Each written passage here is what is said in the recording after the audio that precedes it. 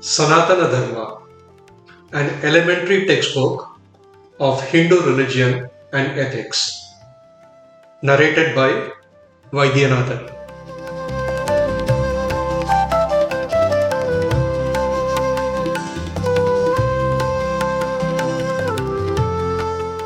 Part 1, Chapter 2, The Many.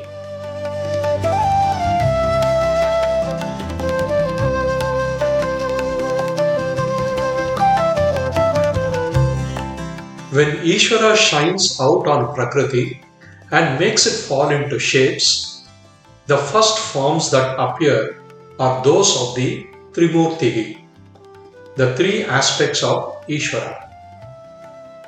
These aspects are manifested to create a Brahmanda, literally an egg of Brahma, which represents a universe or an orderly system of worlds.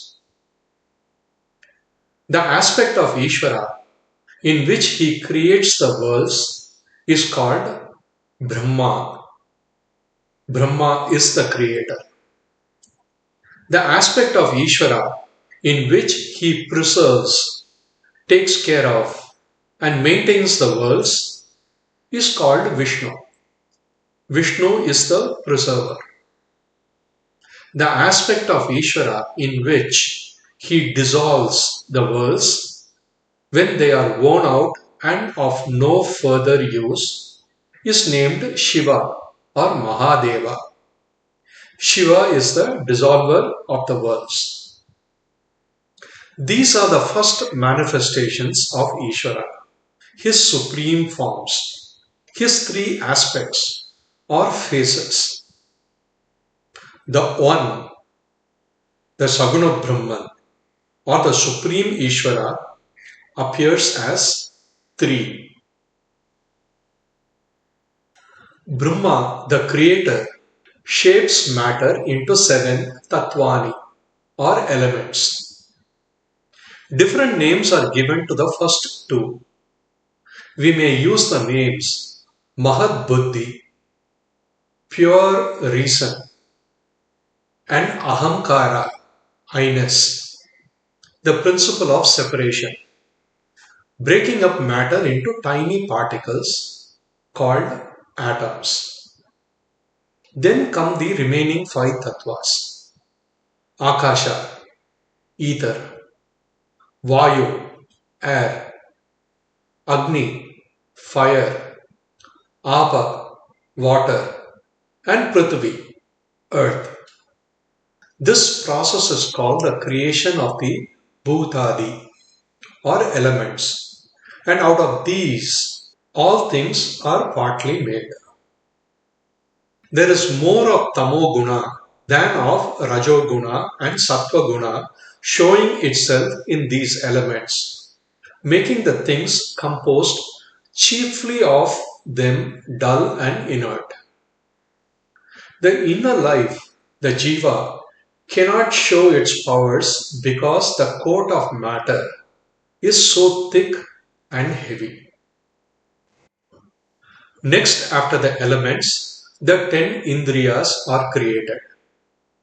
Initially, these were only notions in the mind of Brahma, and later they were clothed in the elements. The Indriyas are divided into two groups: the 5 centers of the senses and the 5 centers of action.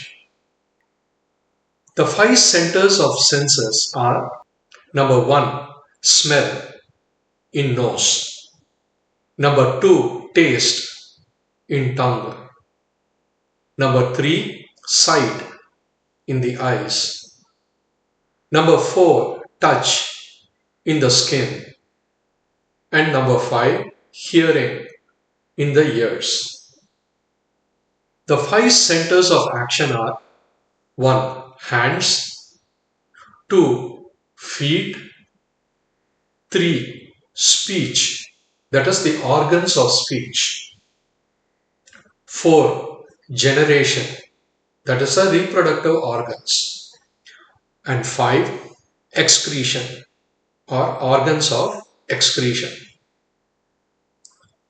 There is more of Rajoguna than of Tamoguna and Sattvaguna showing itself in these Indriyas, making them very active. This allows the inner life, the Jiva, to show more of its powers through them. After the Indriyas, Brahma created in his mind the Devatas, who are connected with the senses, and also Manaha, the mind. Manaha is sometimes called the sixth Indriya when the first five are spoken of, and the 11th when the 10 are taken, because it draws into itself, arranges, and thinks over all the sensations collected by the Indriyas from the outer world. There is more of Sattva Guna than of Tamoguna and Rajoguna showing itself in these deities and Manaha. One must remember that these gunas are never separated, but one guna may be more dominant than another in any particular being. When tamoguna dominates, the being is called tamasic. When rajoguna dominates, the being is called rajasic. When sattvaguna dominates, the being is called sattvic. All things may be divided under these three heads of sattvic, rajasic, and tamasic. Brahma next created in his mind the host of devatas who carry out and administer the laws of Ishvara, ensuring the proper management of all the worlds. Ishvara is the supreme, the one Lord, and the devatas are his ministers, akin to the ministers and officials of an earthly king.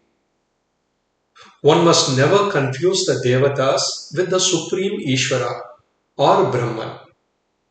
They are his higher officials of the Brahmanda, just as we humans are his lower officials for this particular world.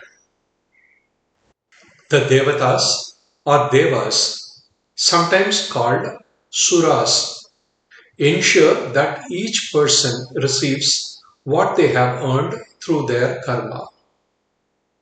They grant success and failure in worldly matters according to what a person deserves.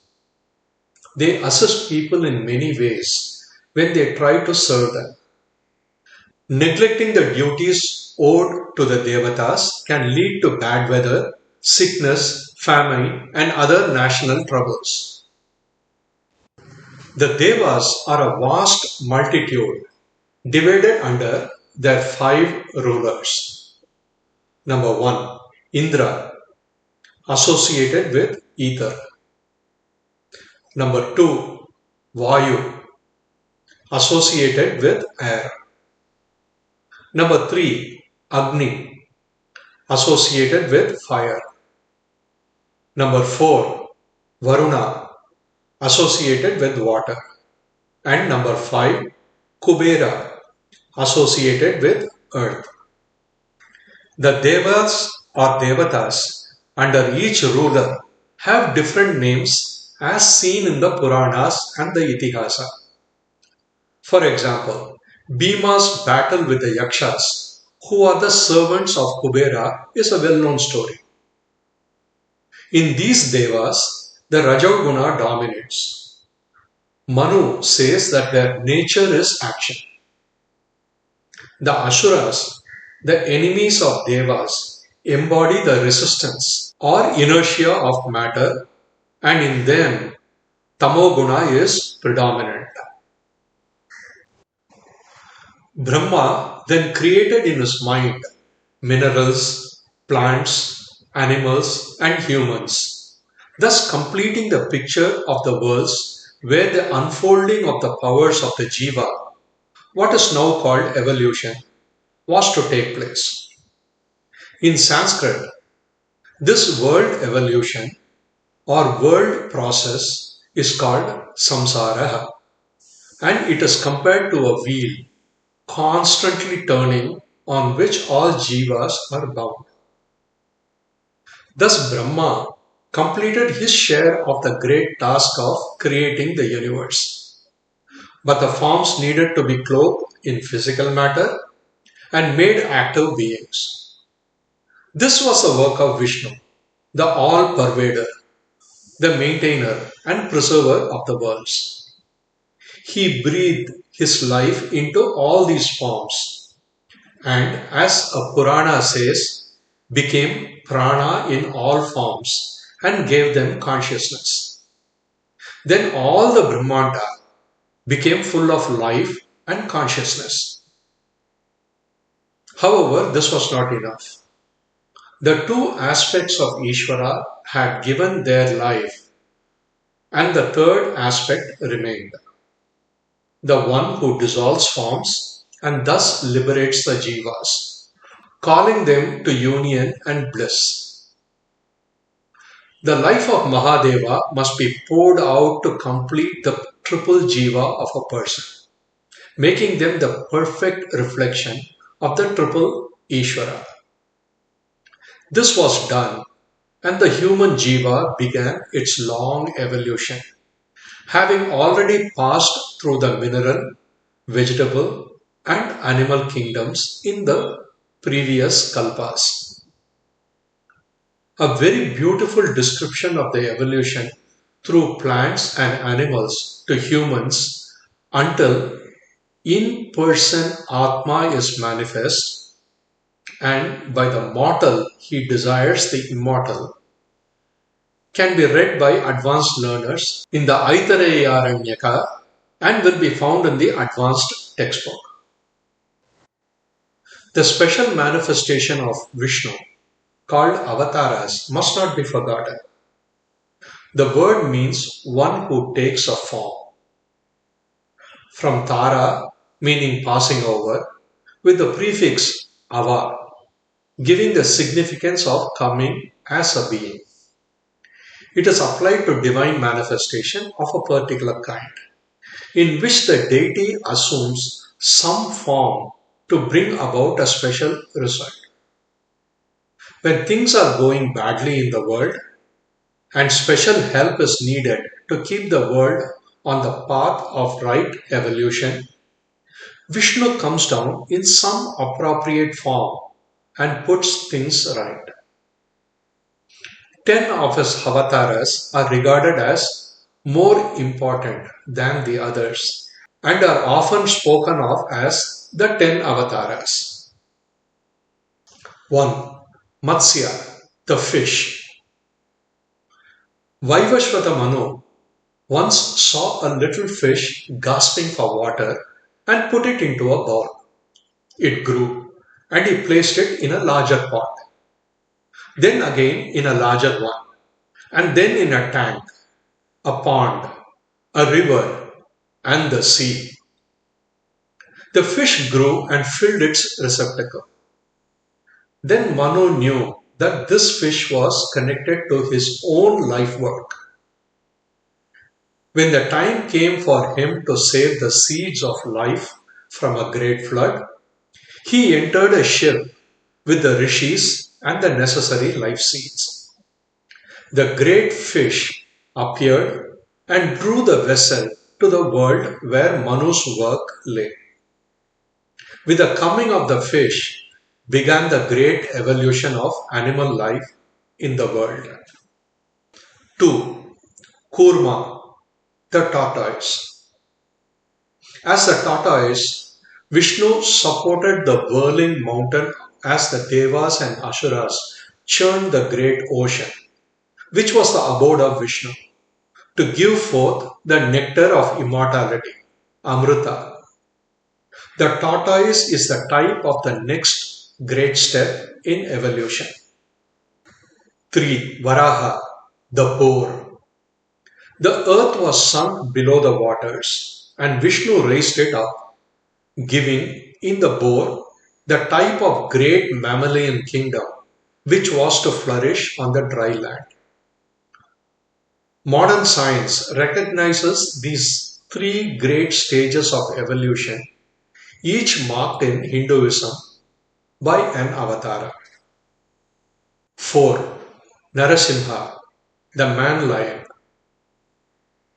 This avatara came to free the earth from the tyranny of the Daityas. Into this lineage, a child, Prahlada, was born who from earliest childhood was devoted to Vishnu, despite the threats and cruelties of his Daitya father.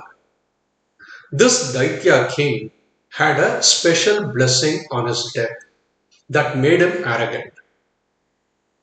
Enraged, the father tried to slay the son repeatedly, but Vishnu intervened to save him. At last, he burst from a pillar in the form of a man lion, specifically to circumvent the special blessing, and slew the Daitya king. 5. Vamana, the dwarf. He came as a human and gained from Bali the right to all he could cover in 3 steps. And in those steps, he got all the worlds for creation. 6. Parashurama, Rama with the axe. This avatara came to punish the Kshatriyas who were oppressing the people and to teach bad rulers the danger of using power to tyrannize instead of to help. 7th avatara, Rama, usually called as Ramachandra, the son of Dasharatha. He, with his 3 brothers, came as the ideal Kshatriya, the model king, and serves as an example of a perfect human life. An obedient and loving son, a tender husband, an affectionate brother, a gallant warrior, a wise ruler, and a diligent protector of his people. He is emphatically the perfect person. His splendid story is told in Valmiki's Ramayana, and the lovely version of Tulasidas is known in every North Indian home. 8th Avatara, Krishna, the manifestation of divine love and wisdom.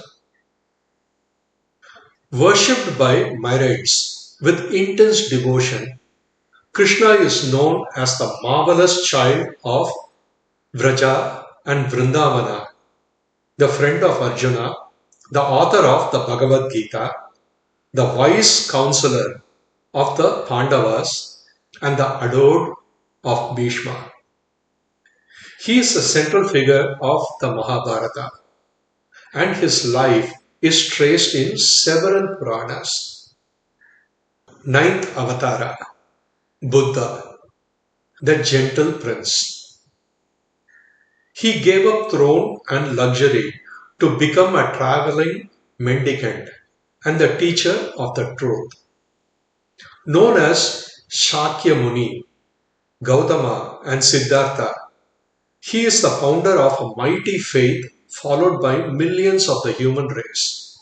In him, Vishnu teaches vast multitudes of non-Vedic people. 10. Kalki, the avatara who shall close the Kali Yuga. His coming is yet in the future. When he comes, the Satya Yuga will return to earth and a new cycle will begin. The development and perfection of the human type are indicated by these avatars.